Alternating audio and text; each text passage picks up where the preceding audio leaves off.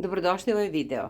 Ja sam Stana i danas ću praviti bombice sa plazmom, za koje mi je potrebno 300 g mlevene plazme, 30 g šećera u prahu, 30 g mlevenih oraha, 150 g putera. Otprilike sam ovde odvojila 1 decilitar mleka, a vidjet ću koliko će mi zaista biti potrebno i to ću ispisati ispod videa. To je, što se tiče bombica, za glazuru koristim čokoladu Najlepše želje, otprilike 100 g, kockica putera, sve to istopljeno i krupno mleveni pečeni lešnici. Pa krećem sa pravljenjem. Prvo ću samuti ove orahe.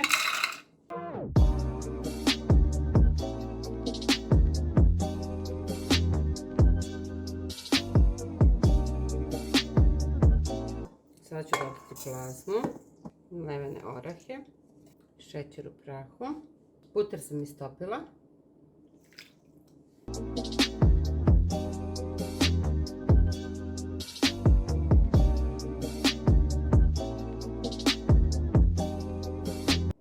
Dodat ću sve, znači 1 decilitar mleka. I kad se ovo dobro sjedini, ovu smesu stavljam u frižider da se stegne i posle pravim bombice.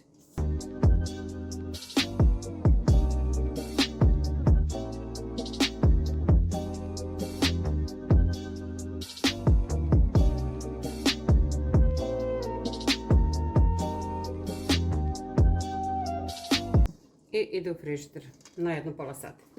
Evo ovako, sada ću na pari. Stavila sam ipak 180 g ove čokolade Najlepše želje. 6 kašika ću staviti ulja zbog sjaja.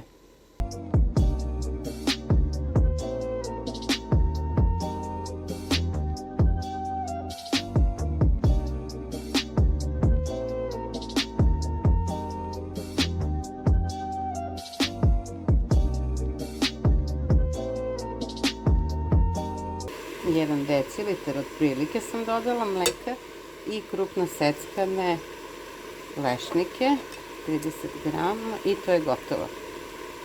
Ovako izgleda. To je to. Prebacila sam u manju posudu, pravim bombice.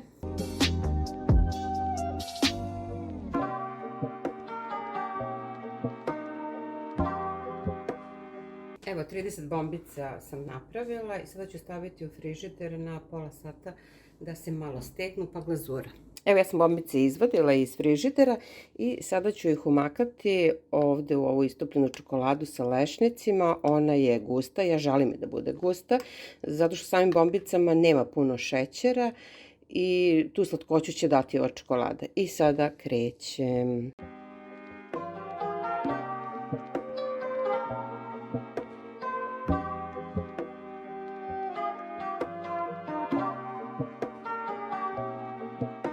Ja ću ih sad ostaviti kratko da se stegnu i skinut ću dole ovaj višak čokolade. Evo, one su gotove. Ovako izgledaju na preseku.